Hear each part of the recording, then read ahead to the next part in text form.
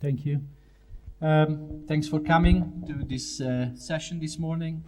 I'll try to be as quick as possible because I'm very interested in what the other speakers have got to say. So I'll use this as an introduction and then I'll get out of the way as soon as possible. Conflict of interest. I have no conflict of interest to declare with regards to this presentation.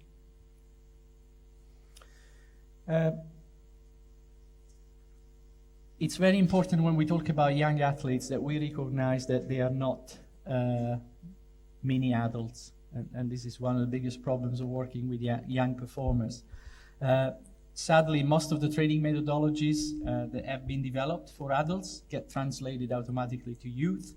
And in very few sports, there is really direct knowledge and good evidence of how to train and develop young athletes. So when we work with them, we need to make sure that we understand that their development is very unique. We're dealing with a constantly changing base of physical growth, biological maturation, and behavioral development.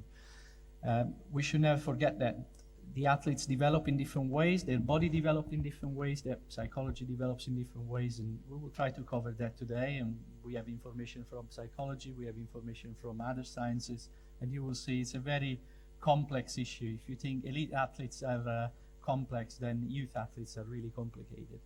So knowledge of the development stages is a key to provide appropriate coaching strategies, but also understand what is normal, how they normally develop, what we should expect or not expect, and what is appropriate with this particular group. The other thing that I will cover a little bit is that I want to make sure that everybody understands that success at a very early stage in an athletic career is not a guarantee of success at a later stage. And this is particularly true in athletics. So many times we see this concept of a talent. This kid is very, very talented. Every once in a while there is a YouTube sensation of somebody that runs fast or throws something very far or is jumping very, very high. And in most of the cases, they tend to disappear by the time they reach adult age. So we need to be careful when we identify talent, and we need to understand what is typical development of athletes from youth to senior success. So from the bottle to the medal, there is a lot happening, and it's never in a linear fashion, and it's never in a way that you can predict. But having the right tools and having the right information can help you support athletes in this journey towards a medal. Let's first of all establish what the typical development pathways are, what happens. So we have the first phase of childhood, where usually the focus is on fundamentals and sports engagement. So we want to engage the kids and make sure they are active, they are doing sport, they are engaged in a variety of things, they find it fun. And then in early adolescence, they are learning to train, and this is what happens here at the academy. We have athletes entering the academy at age 12. So the journey starts with learning to train, to look after themselves, to develop. And in adolescence, 15 to 18, they train to train and begin to train to compete. So they're now training seriously. It's in a structured environment. They are competing, and some of them are competing already at the international stage. Then they reach junior level, and now it's getting serious. They train to compete, and finally at senior level, they're training to win. If you're still in the sport, and you're still at a high level, this is what you're trying to do. You're training to win, you're not training to participate. It's a very interesting journey. We need to be aware of the steps. We need to be aware of their biological maturation, how they change. But we are very proud of what has been achieved in the academy so far and what we try to do. And these steps can actually be mapped in a very nice way. You will hear a lot of stories about our athletes and a lot of examples of how we develop them.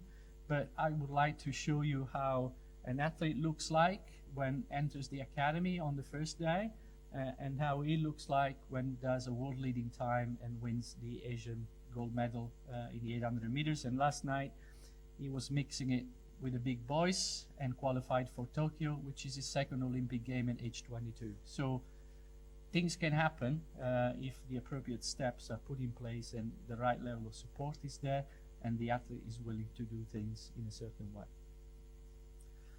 What do we need to consider when we work with young athletes? Two key things. We need to know and be aware of the maturity status, which is the status of the athlete at the time of observation, and the gold standard for that is skeletal age, and the maturity timing, which is the age at peak height velocity or the age at menarche if we're talking about female athletes. How do we do that?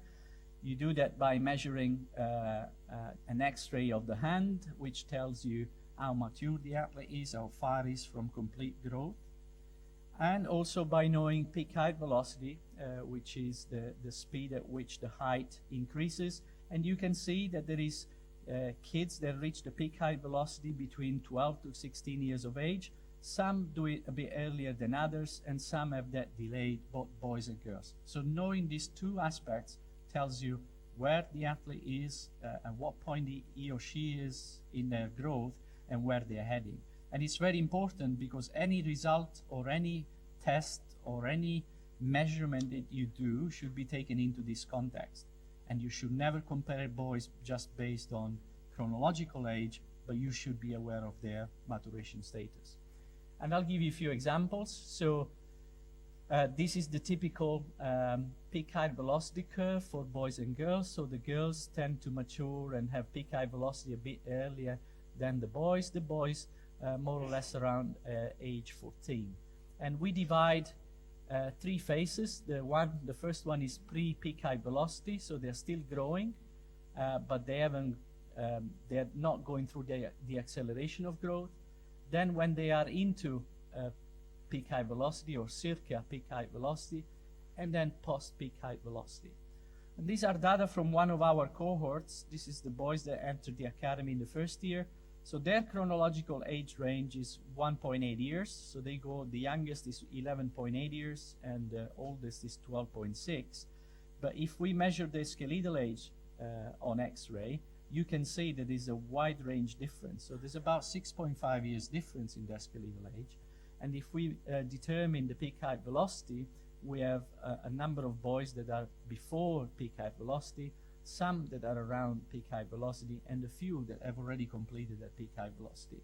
So if we were just looking at the chronological age, we would be making some training mistakes because we have boys that have a body that is 11 or 12 years old in terms of maturation, and we have boys that are around 17.5 years in terms of their bone maturation. So understanding that is key, so you know what you do training load-wise. Physical abilities improve with age. Even if we don't train young athletes, if they are just active and they move, we know from the literature that they improve lean mass, they increase total body lean mass, so cross-sectional area of muscles increases in every part of the body. We know that they jump longer. They have higher grip strength as they grow older. They have bent arm hang times that improve if they grow older. And that's the true improvement, either if they are very weak at the beginning or very strong. So it doesn't matter what physical qualities they have, they all get better. And they all get better more or less at the same rate. Of course, the ones that are not genetically gifted for strength or broad jump will improve, will keep improving, but not reaching the levels of others that have those qualities, but they all get better. So the message that goes to the coaching communities is, if you don't do anything and you just keep them active, they'll get better. Now you need to get clever coaching to make sure they improve in the right qualities at the right time without getting injured. And if we measure endurance capacity, this is a great paper from Team Olds, studying all the shuttle run tests done around the world. They do get better by age in endurance, and female athletes tend to plateau around the age of 18. These are non-active, non-fully in full training. These are just students, school students, and then the boys keep improving until the age 16 to 18, and they don't improve further if they don't do any advanced training. In our academy, we observe exactly the same. So if we measure all the boys, these are historical data for a few years now. If we measure counter movement jump, they improve by age year on year, and that's the 25th or the 75th percentile. They all go in this direction, and the slope is about 2.74 centimeters per year, and that's clustering all the athletes in all the sports. If you measure their sprinting speed, they get faster by age as well. If you measure the VAMEVAL, which is a test of endurance capacity, they get better by age. They tend to plateau around 16 to 18, but we also have throwers in this group here of testing. And if you measure their lactate curves, and this is one endurance athlete over the years, the lactate to speed curve, of course, it changes from here, it moves down, which means they can sustain higher speeds with less lactate accumulation because they have central improvements in the cardiovascular system as well as peripheral improvements. So it is normal to see an improvement in a young athlete. But the rate of development in physical qualities and performance, as I said, needs to be taken into context also of their maturation status. So these are data from the academy here, a paper published by Martin Boucher in football players. They get tested at this point. These two athletes look more or less the same. This athlete is slightly better in counter movement jump ability. Then the next year, the difference increases, and then suddenly this one develops more and gets a lot better than the other one. They are both improving performance, slightly different in peak height velocity, same velocity in aerobic capacity, but some qualities develop at a different rate. So if you're making a selection at this point, you might be making a mistake. The key is to always track how the athlete goes. So youth athletes develop at different pace. So never make a selection too early, just observe them. So tracking their physical development helps in providing appropriate training prescription. But tracking performance is fundamental in athletics. So in track and field, it's very important that you don't decide on how the athlete looks like now, especially if he's very young and before maturation, is how the athlete is progressing. That's the key to understand where they're heading. And we published a number of papers now. We're working on a few more where we have tracked career performance trajectories, for example, in jumpers in this particular paper. So this is the Italian database of performance. It's about 5,000 records in it, from age 12 all the way to when they quit the sport. And the color coding is for the ones that don't make it to high level to the ones they make to high level. And you can see that more or less they start from here. They develop. This is in high jump and long jump in men until they reach a bit of a plateau. Some people keep developing until a certain age and then they level off and they don't keep improving. So what we found is that there is a big difference in the rate of development and improvement in the athletes that make the top at the senior level as compared to the athletes that don't make it. So the athletes that make the top at senior level, and that's 4% of the total population, they improve more than the others at a very young age. So it's not the measure they make, it's the rate of improvement year on year. And what we concluded in this particular work, and the same is in women as well, up until a certain age, but they tend to level their improvement around 16 to 18 years of age. But what we concluded is that very few of the athletes that make the top performance at senior age are actually top performers at a young age. So only a very small percentage. So in men high jump, none of the senior elite performers were elite at age 12. Only 16% at age 15, only 25% at age 16, and only 40% at age 17. So there's still athletes developing after 17 and 18 years of age, and you should be mindful of that, and it's important to track them. So in this paper, we also found that combining the rate of development with their actual measure gives you a better prediction of what they are likely to end up. And we've now observed this in a variety of cohorts.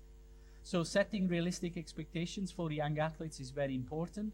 We know from the work of the Norwegian group, from Tonnesen, this is the rate of development in 800 meters and 60 meters in boys and girls, and high jump and long jump. So these are the boys, rate of improvement, and the girls. The girls tend to level off again, 17, 18 years of age. These are the top 200 boys and girls in the Norwegian database, followed over the years. And also, the gender difference becomes very marked, of course, around the age 13 to 15. So boys and girls are there or thereabouts until the age of 13, in the 60 meters, in the long jump, in the high jump, and the 800 meter, there's still a bit of a difference, but then a large difference occurs later on with age when development kicks in. And also the percentage of top athletes as senior in the top group by age in those events is very similar to what we've seen in jumps. So somebody that is doing very well at age 14, 15, and 16, it's not really likely to translate into a gold medal performance as a senior. So if they win something at that age, it's not an automatic pass to winning at senior age. And it tends to be true, especially in throwing events as well. So at age 17, only 22% of the boys that are top seniors were top at 17 years of age. So it's important to be mindful on that. And it's exactly the same with girls. So understanding the biological development of the athlete doesn't mean only assessing their physical qualities, but it means to track their performance and understand what the realistic expectation is. And now there is data to start looking at it. Why do we see these differences between men and women and boys and girls when they are young?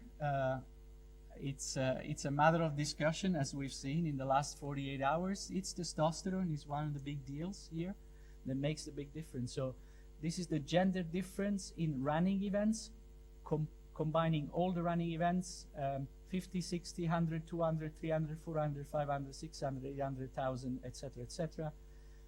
It's very small at 10, gets bigger at 11, 12, 13, and then exponentially goes up, and then it stays up about 8 to 10% at an older age. And in jumping events, it really makes a big difference here. If you plot this in running events and in jumping events and in swimming events, and you plot the difference in testosterone between boys and girls at every age, you find out that the two things are actually parallel. And that's a matter of the discussion about Caster Semenya and why certain decisions have been taken. You will hear more about this later on after lunch. So what we need to know when we are observing the biological development of young athletes, either boys or girls, is how they are progressing in terms of physical capabilities, how they are progressing in terms of growth and maturation, and how they are progressing with their psychological skills. Because what we try to do when we develop young athletes is develop resilient athletes capable of continuing their journey in the sport as long as possible. And they will face injury, they will face disappointment, they will face a variety of issues. And if we don't upskill them in this journey, then we risk to lose them. And one of the biggest problems is when a talent is identified at an early age and is an early maturer, everybody has expectations on them that they're going to be the next big thing, the next Usain Bolt, and then suddenly they crash. And most of the times it's because people are not aware of their maturation status. So they look really, really good and they beat everyone else because they are more mature than the others most of the times. So what's the summary? Effective coaching happens when the training is appropriate to the level of the athlete. So when you're working with young performers, you need to make a variety of assessments to make sure not only you know their physical qualities, you are aware of their psychological maturation, so their learning abilities, their skeletal age. That informs you about the person you have in front of you, and that tells you what you should and shouldn't be doing or should and shouldn't be expecting from this particular child. The assessment of maturity status is key to inform training and put progression into context. As you've seen, if you just have 12 years olds in front of you, doesn't mean that their body and their mind is 12 years old. There might be some people that are younger in terms of their development, or kids that are older in terms of their development. So the fact that they were born in the same year is not a guarantee that they are the same.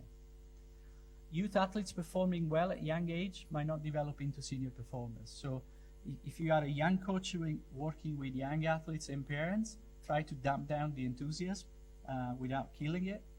But it's very important to be realistic about the expectations of young athletes.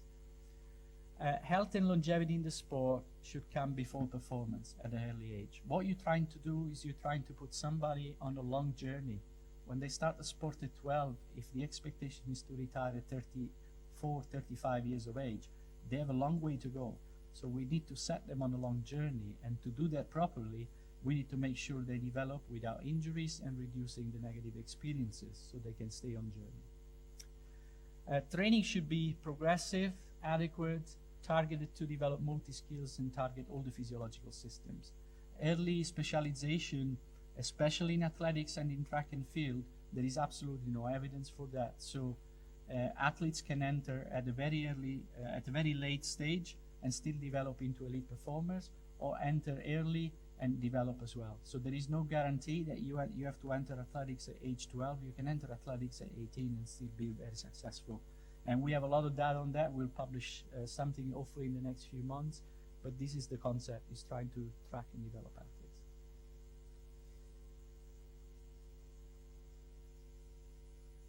And the biological development of youth athletes involves a lot of behavioral and psychological changes, which are key for sports retention and development. So never forget, we don't have athletes headless, you know. Athletes have a head that connects everything else. So it's very important to understand, especially with children, what you should expect, how you should work with them, how they operate. And this is one of the biggest challenges, because I spoke about training load yesterday in senior athletes, and I showed that there is absolutely no research whatsoever in many events on training load data on elite performers, and there is absolutely nothing whatsoever on youth performers. So if you want to establish what's the typical training load of a shot putter age 15, it's a stab in the dark, because you have no idea. We have no reference terms for that. So we need to develop more and more information and strategies on how to develop young athletes, and be mindful also of their behavioral and psychological development. Now, I'm not going to talk about it because I have no idea about this area, but the speakers coming after me will cover most of these areas, and then we will get to the end of the session where we talk about how you prepare a big record with a big top athlete that is developed over the years. Thank you for your attention.